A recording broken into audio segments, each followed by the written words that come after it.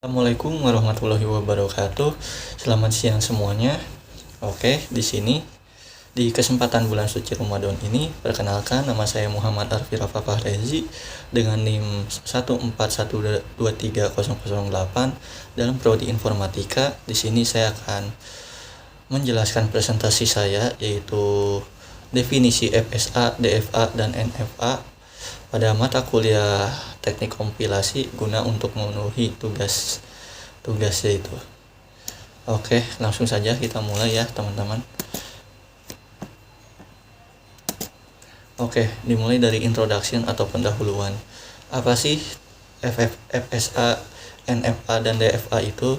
Oke, di sini kita akan menjelaskan ya dalam deskripsi ini. Bisa teman-teman lihat juga di PowerPoint saya, yaitu Finite State Automata atau yang biasa yang disebut FSA merupakan konsep penting dalam teknik kompilasi yang digunakan untuk analisis leksikal, yaitu FSA berfungsi juga untuk mempresentasikan sistem yang memiliki jumlah state terbatas dengan perubahan berdasarkan input yang diterima.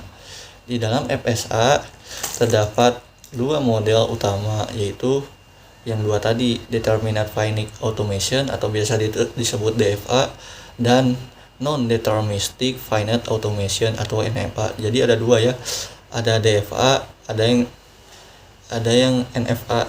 Nah, DFA itu Deterministic Finite Automation, yang kedua yaitu Non-Deterministic Finite Automation. Jadi ada dua perbedaan gitu ya. Kedua model ini memiliki peran penting dalam berbagai aplikasi seperti pengenalan pola, validasi input, dan pembuatan compiler, dan lain-lain juga. Oke, selanjutnya yaitu kita bahas dulu yang pertama utamanya, yaitu Finite State Automata atau biasa yang disebut FSA. Finite State Automata atau FSA adalah model komputasi berbasis state yang memiliki perubahan berdasarkan input yang diberikan. Model ini banyak digunakan dalam teori bahasa formal dan sistem pengenalan pola juga. Oke, bisa teman-teman lihat dari struktur FSA-nya juga, yaitu Q untuk himpunan keadaan, terus alfabet input ditandai dengan sigma, terus fungsi transisi dengan Q atau sigma, terus keadaan awal dengan key 0 atau key 0, terus himpunan keadaan akhir dengan F atau biasanya juga dengan key angka terakhir juga itu bisa. Oke, next. Nah, mungkin di sini ada contohnya juga, yaitu contoh gimana sih FSA atau Finite State Automata. Mungkin di sini saya ambil contoh yang mudah aja ya, simple. Yaitu contohnya validasi input huruf A dan B. Sistem menerima input berupa huruf itu A dan B. Jika menerima input yang bukan A, B, maka akan ditolak. Dia seperti yang teman-teman lihat ya, di sini dia akan ngelooping. Kalau tidak menemu huruf selain A dan B, dia akan ngelooping. Karena dia tidak ditemukan, maka loopingan itu seperti menolak begitu. Jika menemukan rangkaian karakter yang valid kayak A dan B, maka akan next. Begitu juga next ke Q1, ke Q2, begitu juga sebaliknya ke Q1. Jadi seperti itu teman-teman contoh simpelnya ya. Oke, langsung saja next. Nah, di FSA tadi terdapat dua modul kan, yaitu deterministic sama non-deterministic. Oke, kita jelasin lagi dari deterministic dulu ya, atau biasa yang disebut DFA. Deterministic Finite Automation atau biasa yang disebut DFA adalah salah satu jenis FSA yang dimana setiap state memiliki satu transisi unik untuk setiap simbol ini yang diterima. Hal ini membuat DFA bersifat deterministik karena tidak ada ambiguitas atau tidak ada kepusingan atau kesalahan dalam menentukan state berikutnya. Oke, nah sama seperti di slide sebelumnya, saya juga kasih contoh yang mudah, mungkin salah satu contoh ya teman-teman, yaitu contoh studi kasus DFA, yaitu validasi email. Yaitu DFA digunakan untuk memvalidasi format email sederhana. Aturannya yaitu dimulai dengan huruf atau angka, mengandung karakter A di tengahnya, ya seperti email-email pada umumnya teman-teman. Misalnya aku arfi@gmail.com ya, seperti itu teman-teman. Atau ada kombinasi angkanya juga bisa itu. Diakhiri dengan domain, misalnya ada .com, .id, nah seperti itu. Mungkin teman-teman bisa dimulai lihat diagramnya ya, dari key 0 state awal, yaitu misalnya huruf atau angka pertama Q1 dan seterusnya ya teman-teman. Misalnya huruf gabungan kombinasi huruf atau angka gitu ya. Terus ke next state-nya itu yaitu Q1. Jangan lupa juga dengan logo add ya. Terus ke Q2, terus huruf lagi. Nah, terus dengan domain lanjutnya ke domain.com atau .id, terus pindah ke final stage gitu kan. Jadi seperti yang teman-teman lihat yang dikatakan tadi, jadi dia normal aja lurus, tidak ada ambiguitas seperti itu teman-teman.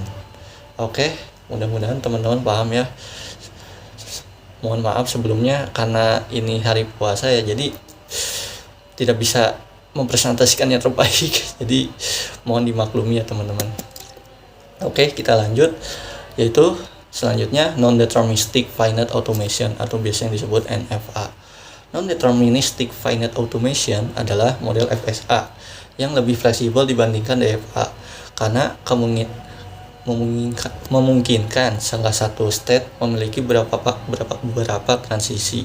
Jadi dia bisa bercabang untuk simbol input yang sama.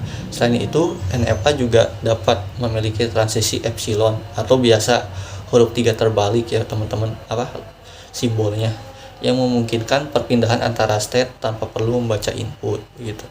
Sama seperti slide sebelumnya, saya juga ngasih beberapa contoh kecil. Satu contoh kecil yaitu sistem login dengan kata sandi, yaitu sebuah sistem login menerima 2 jenis kata sandi minimal 6 karakter dengan kombinasi huruf dan angka, terus atau menggunakan pola khusus, misalnya admin 123. Nah, teman-teman bisa lihat diagramnya ya. Nah, dari Q0 yaitu huruf angka, Q1 huruf angka, Q2 huruf angka, Q3 huruf angka, Q4 huruf angka, terus huruf angka dan huruf angka tambahan. Nah, jadi ya sebenarnya bisa bercabang juga kan, bisa huruf atau angka. Jika huruf mereka akan bercabang, jadi jadi seperti bebas lah, tidak terdeterministik begitu teman-teman. Nah, bisa kalian lihat teman-teman, di sini ada perbandingannya antara DFA dan NFA. Yaitu deterministik sama non deterministik, yaitu aspeknya itu transisi. Kalau DFA dia satu transisi per inputnya, kalau NFA dia bisa lebih dari satu transisi per inputnya. Jadi seperti yang aku bilang, kalau non deterministik dia bisa lebih dari satu cabang begitu teman. Terus epsilonnya juga untuk DFA tidak ada, terus NFA ada epsilonnya, bisa memiliki transisi epsilon begitu teman. Mungkin yang ketiga, kompleksitas implementasi. Yang deterministik dia lebih mudah, sedangkan yang non deterministik dia lebih fleksibel tapi lebih sulit untuk diterapkan. Makanya saya masih pusing juga sih untuk yang non deterministik juga. Selanjutnya itu kecepatan, yaitu lebih cepat dalam eksekusi, sedangkan non deterministik yaitu lebih lambat tergantung pada jumlah state-nya begitu teman-teman. Yaitu kesimpulannya, FSA merupakan konsep dasar dalam teknik kompilasi dan analisis leksikal. Jadi teman-teman, bagaimana sih teknik kompilasi bekerja? Yaitu ada banyak sekali tekniknya ya, termasuk automata ini, biasanya yang disebut dengan FSA ini. Terus DFA bersifat deterministik, lebih efisien dalam eksekusi. Terus NFA lebih fleksibel karena bisa memiliki banyak transisi atau banyak cabang dan menggunakan epsilon juga. Terus NFA dapat dikonversi menjadi DFA. Terus digunakan juga dalam aplikasi sebenarnya untuk teknik kompilasi ini ya, seperti pengenalan pola, pemrosesan bahasa alami atau natural programming language, terus validasi input juga bisa. Oke, mungkin terima kasih. Mungkin sekian dari presentasi saya. Sekali lagi saya ucapkan terima kasih. Dan berhubung hari ini hari bulan suci Ramadan, mungkin saya akan mengucapkan selamat menunaikan ibadah puasa. Semoga Ramadan tahun ini semoga menjadi bawa berkah bagi kita semua dan menjadi bahagia semua dan lancar semuanya. Terima kasih. Assalamualaikum warahmatullahi wabarakatuh. Bye bye.